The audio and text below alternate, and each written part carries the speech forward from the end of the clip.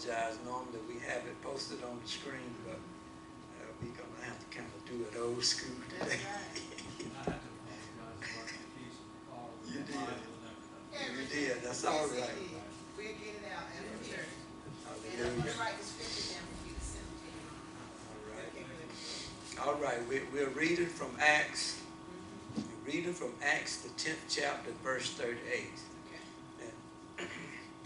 And I want us to listen to these powerful words that is written in Acts 10 and 38.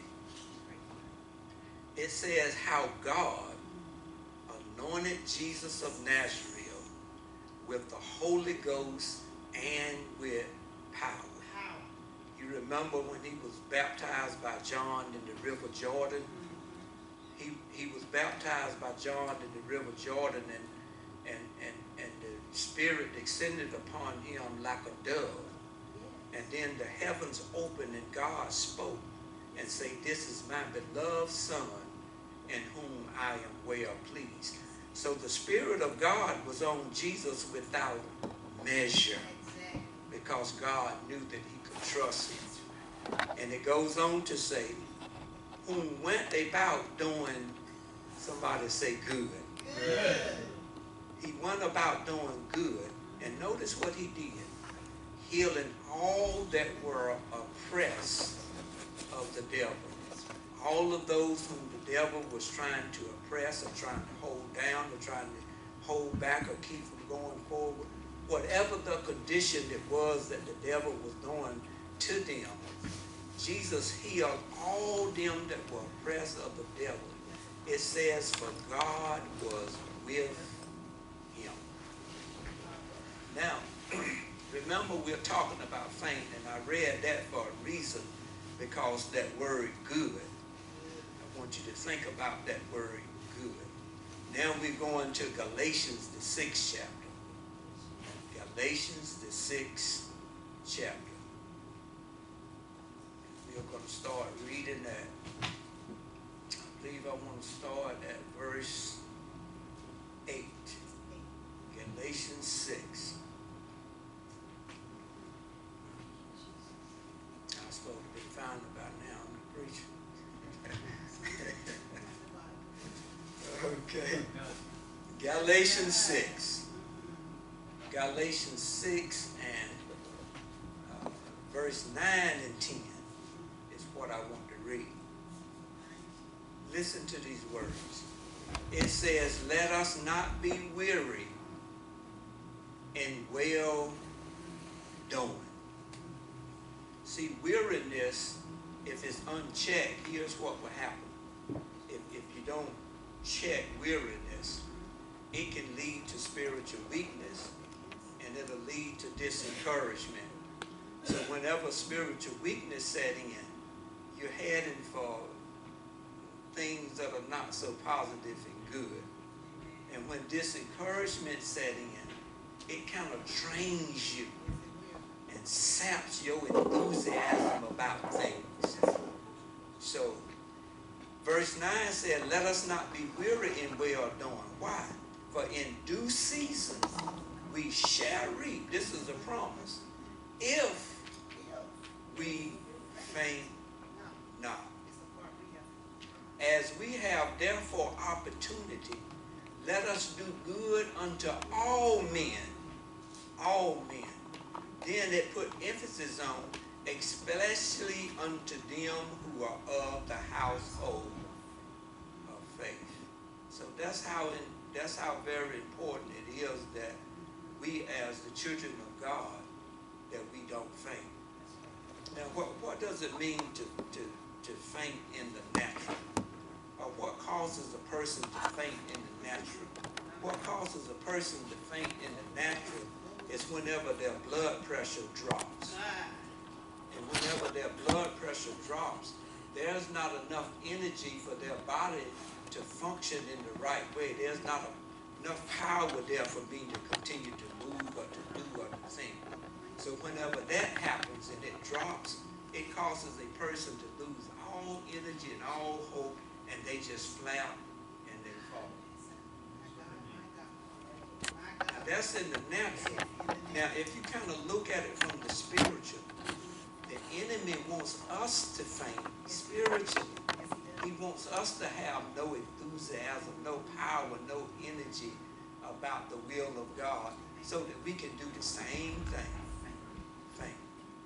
But you notice how Paul says, let us not be weary in well doing. And I think that he's the perfect guy to write about these things, considering all the things that he experienced once God called him. That's right. Shipwrecked twice, beaten 2 times, down in the deep. You name it, he went through it, threw out a city, left for dead, but got right back up and went right back in the same city. Why? Because God wants his people to always do good. The worst thing that a good person can do is stop doing good. And then evil will take over. So this is why those of us that God has called in the midst of this encouragement or whatever the enemy is throwing at us, this is why we continue. Now, mind you now that it doesn't mean that the tendency and the feeling is not there to want to give up and to want to fail, but we make a choice based on what our greatest example did. There were many times that he had a whole lot on his life. Remember when he was in the garden? And he prayed to the point that it was such a time for him that even his sweat, you could see blood in it. And that's a very tense moment. And he prayed to the Father, not my will, but let thy will be done. So it's going to always be the tendency there to try to stop us from doing good. Because something is going to always happen to try to make you stop doing good or lose your enthusiasm about doing good. Wow, he wants us to faint. But we are not going to do that. We are going to stay enthusiastic about the Lord and remember what he did. Jesus went about doing good, and everybody he saw that was oppressed, he brought them from under the oppression of the enemy, whether he laid his hands on them or whether he had a word to give unto them or instruction to give them. He found a way to bring them out of the oppressive state that they was in. And what I love about Jesus, he didn't always wait for people to come to him. But when you follow his life, most of the time he went to the people. It's always somebody that need the Lord's help. So Paul was a perfect person to talk about not being weary in well doing. Not that he didn't never get to that state, because he did. And every one of us as a human being is going to get to that state sometime in our lives. Let's visit very quickly Isaiah 40. And I think Isaiah 40 shows us how true the statement is that I just made. Isaiah 40, and we're going to begin at verse 28. Isaiah 40 and verse 28. And we're talking about faint, and we don't want to faint. Isaiah 40 and verse 28. Listen to these words, because sometimes the enemy will try to play on you because we are emotional people. We have emotions, we have feelings. We're going to feel a lot of things. And sometime in life you don't get tired. You get tired in the word, but not of the word. And there are times when we can get weary. We can have those moments in those times. But don't let the enemy tell you that because you are having those moments in those times that something is wrong with you, that you are abnormal. No, that's normal. We're going to have those moments. We're going to have those times. Boy, if I can count the many times that I wanted to wave the white flag and throw in the towel, it'll be a whole lot of them. So we are going to have those moments, but when those moments comes, I understand that God told me, I know your frame. I know who you are. I know what you experienced. And how Jesus said, how Jesus was tempted, just like we are in every point. So therefore, God can say to me easily, I know where you are. I know what you are experiencing at this moment. But if you continue to look to me, the way that I have made for you to look to me, you will overcome. And you will come out. Listen to these powerful words in Isaiah 40.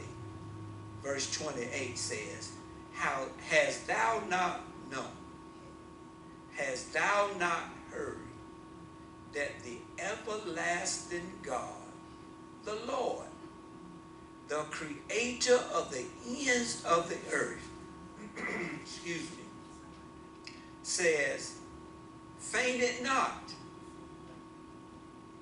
neither is weary. There is no searching of his understanding.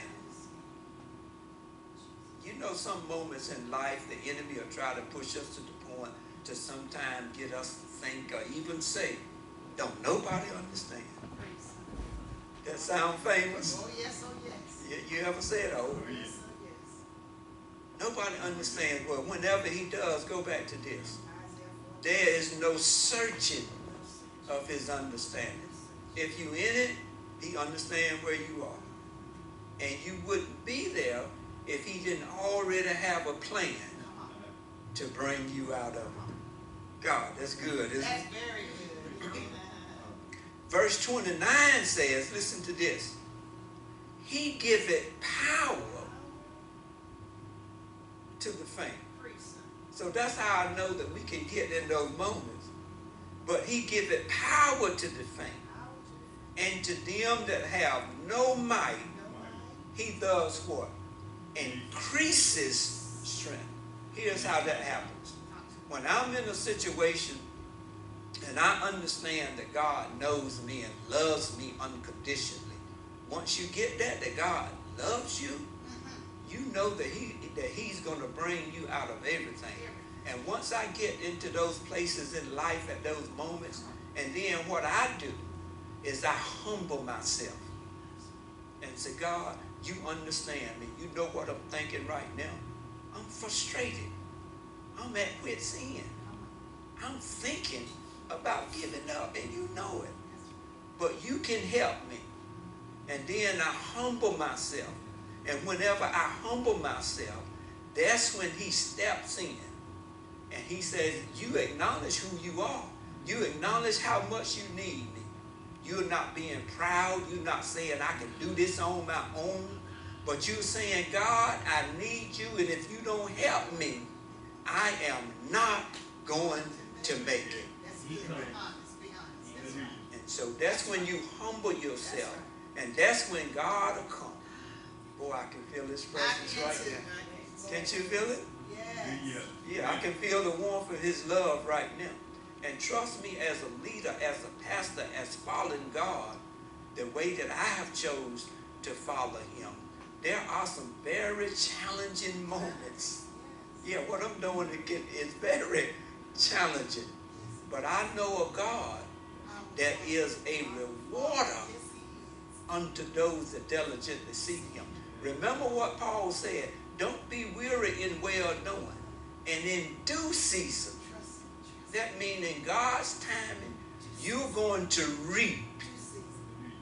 You're going to see a harvest if everything hangs on the condition if I faint not. In other words, if I don't lose my enthusiasm, my desire to do good, if I don't stop doing good, if I don't stop practicing all of these things, it hangs on all of that. And if I continue to do that, then the reward has to come. Why? Because God doesn't lie. If he said it, he's going to do it. He'll bring it to pass. Can I get a good amen? So he giveth power to the faint, and to them that have no might, he it increases their strength. Here's what happens every time we allow God to strengthen us and ask on his aid and his help in a situation. It says that he increases strength. This means that once I come out of that, I'm even stronger as an individual. I'm even stronger in the Lord. Because I just had a personal experience in a moment and in a time when I was thinking about giving up, but God gave me grace and help and brought me out. Now I have a testimony. I have something that I can share with somebody else that may be experiencing the same thing. And here's what God will do. He'll make sure that he puts somebody in your path that is either in it and experiencing the same thing. And with boldness, you'll be able to say that I was there, but he brought me out. And he'll do the same thing for you. Verse 30 says, even youths shall faint and be weary, and the young men shall utterly fall. So it can happen to anyone. But notice the promise in verse 31. But they that wait, they that humble themselves and is willing to persevere, that is willing to wait on the Lord, here's what God will do. He shall renew their strength. They shall mount up with wings as eagles. And you know, eagles, they never fly from a storm, but they use it. They use the currents to take them where they need to go. And they shall run and not be weary, and they shall walk and not faint. They shall walk and not faint. I'm going to close this message today with St. Luke 18. St. Luke 18. Hallelujah. St. Luke 18. And listen to the words of Jesus in the first verse. And he spake a parable. Remember, a parable is an earthly story that bears a heavenly meaning. And he spake a parable unto them to this end, that men ought always to pray and what?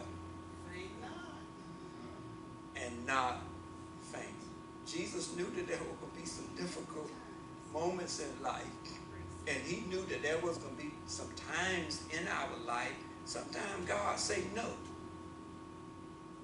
to what we might be praying at that moment for that particular time.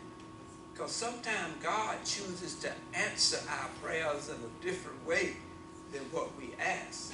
So to us, we are hearing a no. But what Jesus is encouraging here is that don't faint. Don't faint in those moments whenever you hear a no. And then he goes on to say, in this parable, there was in the city a judge. And you know, judge supposed to carry out justice the right way. It said there was in the city a judge which feared not God. He ain't going to be a good guy. He feared not God, neither, I want you to listen to this, neither regarded man. And there was a widow in that city. Now, when you understand the time that Jesus lived in, women and children was considered not to be even citizens. They had no rights. Had no rights. And if a widow didn't have a husband and her kids didn't have a man around, they would be in a kind of bad situation. So there was a widow in that city. She came to him saying, avenge me of my adversary. And the reason why she came to him that way, because she knew her rights. Amen. She knew in the Torah, in the Old Testament, that God had instructed Moses to write, and certain laws were put in place. God wanted the widows and the orphans, he wanted them protected and not left out in the cold. That's why if I was a blessed man in that day and I had fields of wheat, he instructed me to always leave something for the gleaners. So this means that God is a God of opportunity. He ain't going to do everything for you. Are you following? But he's going to make sure that the opportunity is there. And he's going to always give people the opportunity to always do good. And to practice good. So this widow woman knew her rights. And so she says, avenge me of our adversaries. Listen to verse 4. And he would not for a while. For a while. Sometimes there's a process in what we ask. And sometimes the enemy will even mock us when we choose to continue to do good and what is right. I read this, I think this short story was written by Perry Stone. And he talked about a preacher who went over into a communist country and was doing good. And back in this country, in that time, they were practicing persecuting the Christians. So they wanted to make a mockery of him. So what they did, they took him and threw him in this prison that had nothing but old floor of dirt, and it barely had a crack under the door for air to come in. And they said, we're going to put you in there with no water, no food, and I guarantee you in 90 days we're going to come back and drag your corpse out of there because you're going to be dead. And they went off to enjoy their food and have a good time and was expected in 90 days to come back and found him gone. But he practiced what Jesus said. Men ought to always pray and not faint. He practiced the power of prayer. He said, God, and he sang, he prayed just like Paul and Silas did. Then he said, Lord, I remember reading how you use a dirty bird to feed Elijah 2 times a day. Then he looked around. He said, but there's no windows here nowhere. So you can't use no bird to get in because there's no windows nowhere. But he said, God, I don't know how you're going to do it. But I'm your servant and I'm going about doing good and I don't feel like my time is up. He said, prove to these men on the outside who you are. And all of a sudden, crawling under that hole where it was left under the door for air to get in, comes in with a rat with a big pretty apple in his mouth. True story. Came in with an apple in his mouth, and guess where he got it from? He got it from them guards that was out there mocking the man and were waiting for him to die. Right. Now, he didn't have no water, but when you bite an apple, what do you feel? So he got his liquid from the water. And then, now the rat did it 2 times a day. The next thing he brought him was a banana. Fruit. Girl, yeah. Stop. Wait. Now, nobody knows how to feed you like God. Look, he did it. He brought this man a rat. He brought this man something to eat 2 times a day for the next 90 days. And when these guards came and swung that door open and was expected to see a man all frail and dried up, he in there grinning. And you know what it did to them. They fell on their knees. And they had the knowledge that the God this man is serving is real. God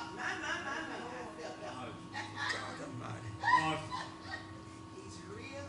So what Jesus is really pointing out here in St. Luke in 18, he said, don't faint. Don't never give up. Don't never feel like that I'm not going. Trust me. I'm going to answer. I may not always answer in the way that you think I should. But when I finish with the situation, I promise you, you're going to come out better than you were before. But don't faint. Don't give up on life. Don't stop doing good. When people have good hearts, the world needs them. The world is dependent on people with good hearts. We can't quit. We can't give up. So he would not do it for a while. Yet because this widow, it used the word, troubled him. And I want you to know, she didn't go to where he judged at. She showed up at his house. I will, he says, yet because this widow troubled me, I will avenge her, lest by her continuous coming she weary me. And the Lord said, hear what this unjust judge said.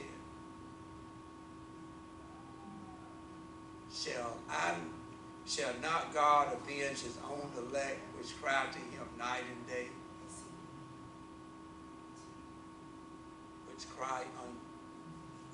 Which cry day and night unto him, though he bear long with them. I tell you that he will avenge them speedily. Nevertheless, when the Son of Man comes, shall he find faith on earth.